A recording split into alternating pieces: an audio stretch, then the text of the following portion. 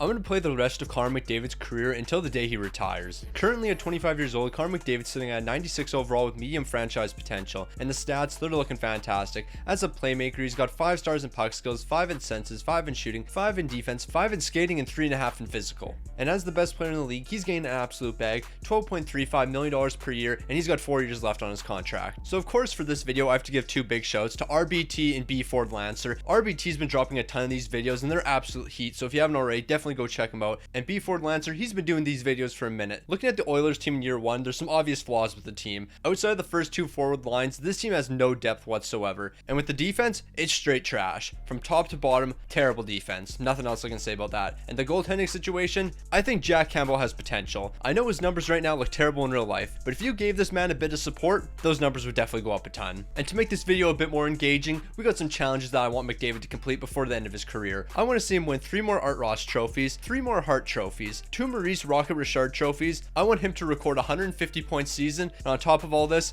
I want to see him hoist the Stanley Cup. With season number 1 in the book, the Edmonton Oilers are going to finish with a 44, 34, and 4 record. That's good enough for 3rd in the Pacific Division, but 12th overall in the entire league, so the team's not looking too hot. During the season, the Oilers would make one move to help improve the defense slightly, as they're going to pick up Damian Severson. But as we all know, that's definitely not going to be enough to save this team. McDavid's having possibly one of the worst seasons of his career, picking up only 43 goals and 56 helpers for 99 points, but I'm going to take blame for that. I didn't turn scoring frequency to high, it's currently on medium, so after this season, I'm turning scoring up. But it doesn't matter how McDavid's performing, the Oilers are still going to be making the playoffs, and in the first round, they're taking on the Vancouver Canucks. The Oilers are going to cruise right through Vancouver, but I probably shouldn't say cruise. Vancouver did take us to 7 games, and in the second round, we're falling to the Calgary Flames, who end up going on to win the Stanley Cup. McDavid still had some great numbers in the postseason though, 6 goals and 8 assists for 14 points, nothing I can really complain about. And as we know, in year 1, Connor McDavid's not going to be taking home any trophies. I also want to mention, I'm not going to show the trophies after every single season. The next time you see these awards, that means McDavid's winning one. Looking at the draft lottery results, Pittsburgh's going to jump from 7-1. And once again, I'm not going to show the draft lottery results every single season unless something significant happens. So as we all know, the Edmonton Oilers cannot draft players whatsoever. Unless it's a top 3 pick, this franchise can't do anything. So in saying that, this is our best prospect from the draft. With the 19th overall pick, we're going to be drafting fast. So over the offseason, clearly the Edmonton Oilers need to make some moves. If this team truly wants to compete for a Stanley Cup, we got to change things up. So here's all the moves they made. I know there's quite a few moves here, and it might take you a bit to go through them, but trust me,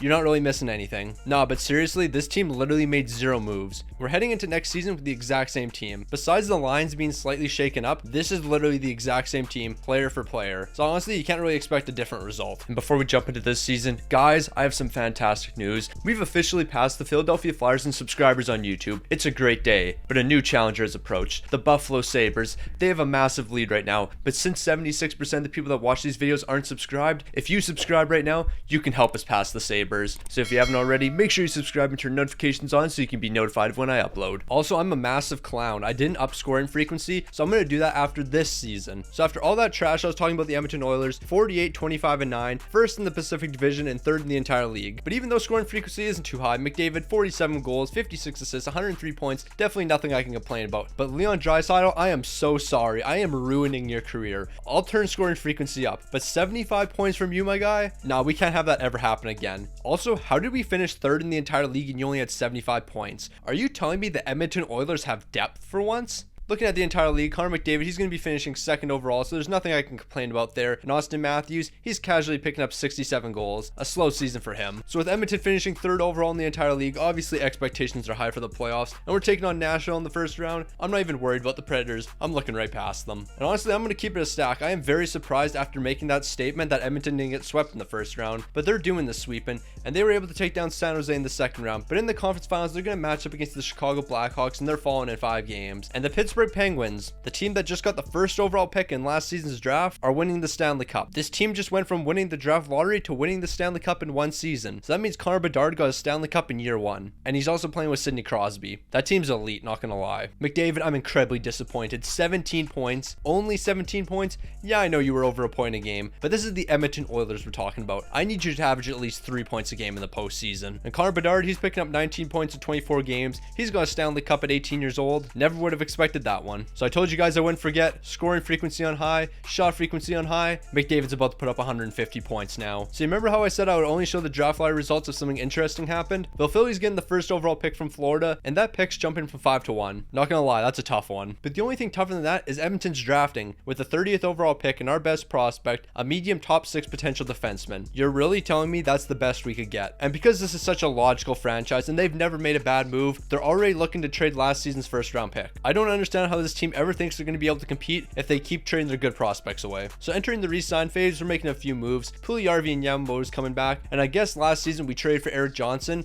and then we're going to re-sign him to $4 million per year. What a terrible contract. And since we didn't have too much money in free agency, we're only bringing in 2 players, and one of them is being the big rig Pat Maroon, so our Stanley Cup chances just went up by about 40%. So honestly, unless we fix this defense, we are not winning a Stanley Cup. You cannot tell me you're going to win a Stanley Cup when Erik Johnson's your 3rd best defenseman. Keep in mind, the dude's like 36 at this point. Yeah, not a chance this team wins more than 20 games. So obviously, this team wasn't good whatsoever. How could you be good with those defensive lines? 40, 34, and 8. We're 5th in the Pacific and 16th in the entire league, and we're barely making the playoffs. But at least we made the playoffs, because when you have Connor McDavid on your team, you always have a chance. And McDavid, honestly, a disappointing season from you. I'm going to keep it a stack. 103 points, 46 goals, 57 assists. I have scoring frequency on high now. You got to be doing more than this. But luckily, this team's making at least one smart move. We're bringing in Elsa Lindell to help the defense a bit. He's a good defensive defenseman. That should solve some of our problems. But sadly, it doesn't solve all of them. Also, Erik Johnson's a healthy scratch now. Good thing we just gave him $4 million a year. It should be no surprise in the postseason, this Edmonton Oilers team just can't compete with the best teams in the league. They're going to fall to the Winnipeg Jets in 6 games, and the Jets actually went on to win the Stanley Cup in 7 games over the Boston Bruins. So I guess Winnipeg's elite now. McDavid, you lost in the first round, so obviously the stats aren't going to look that great. But 5 goals and 3 assists for 8 points, and you had 2 game-winning goals. So that means the only 2 games you guys won in the series, you scored both goals. Also, I just noticed this team scored 11 goals and McDavid potted 5 of them. Bro scored almost 50% of their goals. I'm just going to keep it a stack. First chance you get, I want you out of Edmonton. I don't want you wasting your career here. More draft lottery result nonsense. So Florida, after giving Philly your 1st overall pick last season, you're going to give Calgary your 2nd overall pick this season. So not only did you lose the 1st overall pick,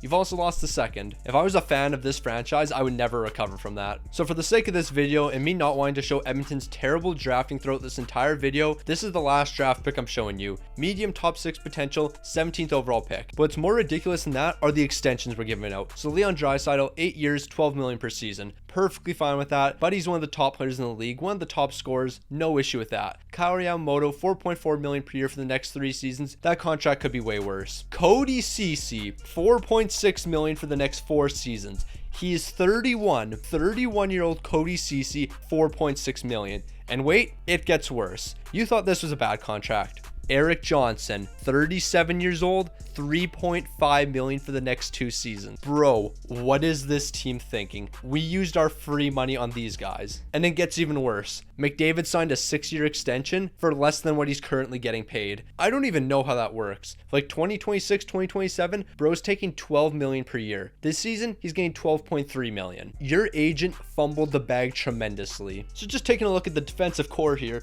you might notice something. Well, where's Erik Johnson? We are paying $3.5 million per year for the next 2 seasons for Erik Johnson to be a healthy scratch. McDavid, I'm going to keep it a stack. You winning a Stanley Cup, that might be an impossible challenge with this franchise. But I guess I just got to shut my mouth. 48, 27, and 7. 1st in the Pacific Division and 3rd in the entire league. How does this team play so good with literally no good defensemen? Like, you guys don't have a defensive core whatsoever, and somehow you keep winning games. Connor McDavid, I guess it's because you dialed in and decided to carry the way. 116 points, your best season yet. 52 goals, 64 assists. And when I say best season yet, I mean in the simulation, not in real life. Because in real life right now, bro's on pace for like 150 points. I also noticed in the past like 2 or 3 videos, I've been saying the word bro way too much. I gotta chill out with that. And also Austin Matthews, he's gonna pick up 73 goals. Because why not? So in the playoffs, luckily Edmonton's not gonna be another 1st round disappointment. But in the 2nd round, they're gonna fall to the Vancouver Canucks in 7 games. And the failure of this team obviously isn't McDavid's fault. 7 goals, 10 assists, 17 points in 13 postseason games. I'm never gonna complain about numbers like that. But I do have to highlight these numbers. I'm not talking about Mark Scheifele, but I didn't even realize this until I did the voiceover. Alexander Ovechkin, 15 games, 17 goals, 10 assists for 27 points. Ovi got swept in the second round and he still put up these type of numbers. That's absolutely incredible. So I know I said I wouldn't show the draft anymore, but we're literally trying to get rid of the prospect we drafted last season. He has the 8th highest trade value on the team and we already want to get rid of him. Let him develop a bit. He might end up being a top 6 forward for us. So getting ready for next season, we're giving out bags to people that don't deserve them whatsoever. Jesse Puljujarvi, 9.3 million. Unless Puljujarvi's putting up 80 points a season, I don't know why we're giving him this bag. But I do have some slight good news heading into this season. Eric Johnson's suiting up for us. 78 overall, Eric Johnson's ready to carry the way. $3.5 million we're paying this man. We're paying a 78 overall, $3.5 million. I shouldn't say we're paying him. The Oilers are paying him because I would never give out a contract that bad. And I think the terrible defense is finally starting to set in for the Oilers. 44, 33, and 5. We're 3rd in the Pacific Division and 11th in the entire league. I think the lack of defensive help on this team is starting to hurt them. And it also could be because Connor McDavid didn't have an incredible season. 46 goals, 56 assists, 102 points. I really don't know why the scoring's so down for him. But I do got one issue. Shane Wright finished with 106 points and had more points than Connor McDavid. Shane Wright had more points than Connor McDavid. Let that sink in for a second. And what makes it even worse, not only are we losing to Seattle in 5 games, Shane Wright's hoisting a cup at the end of the season, beating the Philadelphia Flyers in 7 games. He scored more points than McDavid, eliminated him in the playoffs, and then hoisted a cup. That is incredibly tough. McDavid, 5 points in the postseason. Absolutely unacceptable. Shane Wright, 26 points in the postseason. Absolutely unacceptable. The fact that you just won a Stanley Cup, despicable. A couple seasons ago, Calgary got the 2nd overall pick from the Florida Panthers. This season, they're jumping from 10 to 1. Don't even know what to say about that one. So I knew this team was incredibly stupid and made bad decisions, but Brendan Gallagher, $1.8 million for the next 2 seasons. Now at face value, that doesn't seem terrible. He's a 76 overall. Number 1, why did we give somebody who's 35 years old a 2-year deal? Number 2, why did we give him $1.8 million? Bro's not even worth $750K. And John Klingberg, I don't know where this man is. Just kidding, he's a healthy scratch that we're paying $2.7 million. So between him and Brendan Gallagher, we're paying $4 million.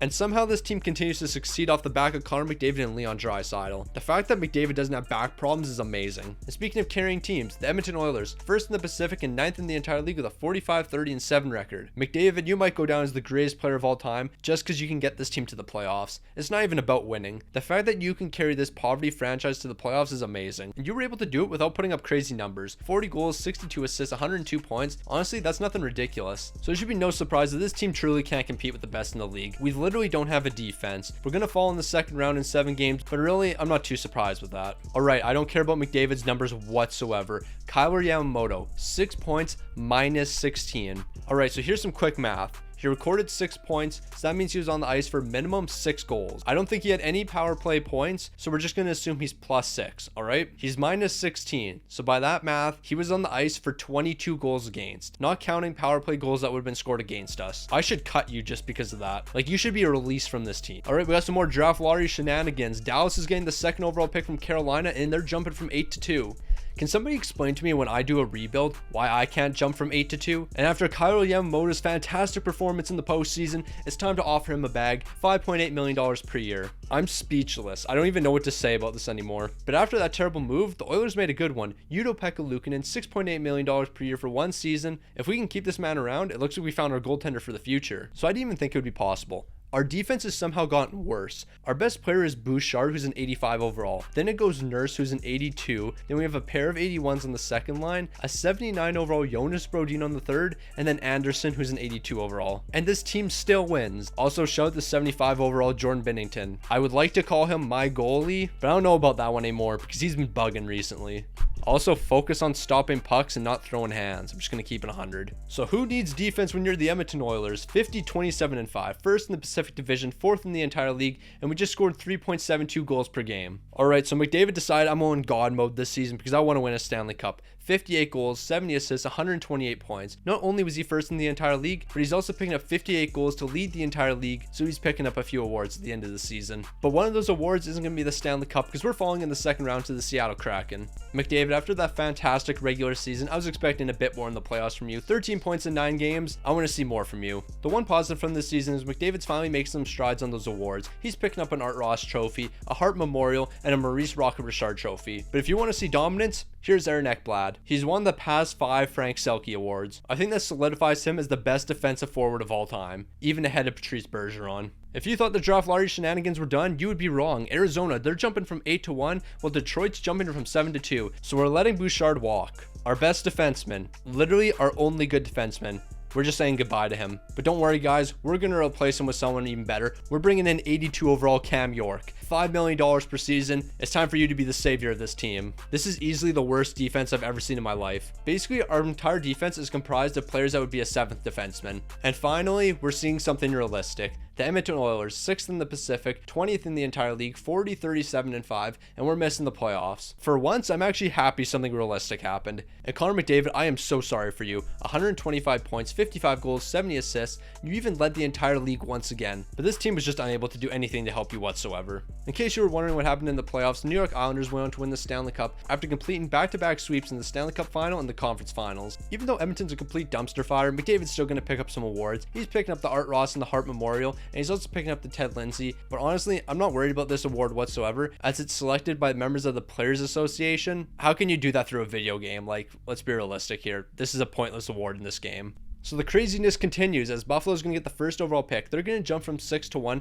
and they're getting the pick via Pittsburgh. And getting the second overall pick, that's going to be the Arizona Coyotes, who are jumping from 8-2. Why did we extend Darnell Nurse? Why did we just give this man a 2-year deal? He's 35 years old and he sucks. So even though we're absolutely horrendous defensively, Darnell Nurse isn't even good enough to crack our team. So we just gave him $2 million for absolutely no reason. Alright, so boom, the Edmonton Oilers, 47, 24, and 11. We're second in the Pacific and 4th in the entire league. I don't know what's going on with this game, but you know what? We're just going to run with it. Connor McDavid, 123 points, 41 goals, 82 assists. Bro, just keep doing your thing. You're the only positive part about this team. And yes, I do realize I just said bro again. That's fine. We're going to deal with it. And he's also finishing first in the entire league in scoring. I'm very tired. I just want to get this video done with because, my God, I am sick and tired of this team being absolute frauds. And I think McDavid was also tired of them being frauds. He's going to do everything in his power to get this team to the Stanley Cup final, but he's falling to the eventual Stanley Cup champions in the Winnipeg Jets. I'm so sorry, my guy. And Connor McDavid, I couldn't be more sorry for you. 12 goals, 17 assists, 29 points. He was second in postseason scoring, and he played 6 less games than Dylan Cousins. I think it's about time we face the fact that you're never winning a Stanley Cup. It's just not going to happen. But even after all the disappointment, we can finally cross 2 challenges off our list. David's taken home another Art Ross, and he's taken home another Hart, so he's already completed 2 of our 6 challenges. Winning a Stanley Cup, however, I don't think that's ever going to happen. And I don't think scoring 150 points in a season's happening either, because we're not giving him any support to play with any good players. So the Buffalo Sabres, they lost in the Stanley Cup final. A sad time for them, but the game had to reward them. They're going to jump from 4-1 as they're getting the first overall pick via Pittsburgh. So they're the second best team in the league, and they just got the first overall pick on top of that. Once again, I'm just absolutely speechless with this game. Why did we just commit $8.8 million to Kyle Yamamoto? He's putting up like 50 points a season. He had 75 points last season, so we're going to give him $8.8 million. That's great, because who needs defense? Why did we just commit $8.8 million to Kyle Yamamoto, but yet our defense looks like this? I am sick and tired of this Edmonton Oilers team. 44, 30, and 8. We're 4th in the Pacific Division and 10th in the entire league. Somehow we keep winning even though we have one of the worst defenses of all time. Connor McDavid, a bit of a slower season for you, 108 points. I'm not going to complain though. You need a day off, my guy. And even a slow season for you has you finishing 6th in the entire league, so I'm not going to complain whatsoever. And at 35 years old, I'm going to keep it a stack. I think we're getting close to the end of your career. We lost to Seattle again. I think this is the 4th time we've lost to Seattle in the playoffs. I'm sick and tired of it. McDavid, you might be washed, my guy. -4, 4 points in 7 games. The fall-offs come quick. You hate to see it. But out of respect, this team's going to give you a bag, $11 million per year for the next 3 seasons. Even though you're falling off, I still want you to get your money. So I guess we actually did do something. We brought in Jason Robertson. So Connor, I know you're 35 years old. You want to retire and you want to get away from this franchise. But you have Jason Robertson now, one of the hottest goal scorers in the league currently. Somehow pick up 150 points. I don't care how you do it, but take over. We're 2nd in the Pacific. Don't care about that. 7th in the entire league. Don't care about that. 150 points is possible because this team just averaged 4.21 goals per game. McDavid, please tell me you did the impossible. So he's not doing the impossible, but it's still a fantastic season. 42 goals, 85 assists, 127 points. You'd expect he'd be at the top of the league with those numbers. And he is. But he's technically also tied with Clayton Keller. Clayton Keller had 127 points. How? Oh, Austin Matthews also had 70 goals. I just noticed that. How old would he be at this point? He'd probably be about 34, 35 years old. 70 goals at 35 years old. I guess that's pretty impressive. And Connor McDavid dropping to an 87 overall this season. How'd you drop to an 87 overall but pick up 127 points? That doesn't make any sense to me. But this makes sense. The Edmonton Oilers falling in the 2nd round to the Vegas Golden Knights, because this team can't have anything nice. And McDavid, you put it all on the line in the postseason. In 11 games, 10 goals, 10 assists, 20 points. There's nothing more you could have done, my guy. I wish the rest of the team would have stepped up. And to finish up this season and your career, you're going to pick up one final Art Ross trophy. And you heard that right. Connor McDavid, he's decided it's time to retire. In 1,389 games, he's going to pick up 750 goals, 1,183 assists for 1,933 points. Why couldn't you have just played one more season to crack 2,000 points? That's the thing I'm most disappointed about in this video. You could have played one more season. All you had to do is record 67 points and you would have cracked 2,000. But if you want to retire alongside Leon Draisaitl, I'm not going to argue with you. But he did just leave 22 M's on the table, so I'm incredibly disappointed with you.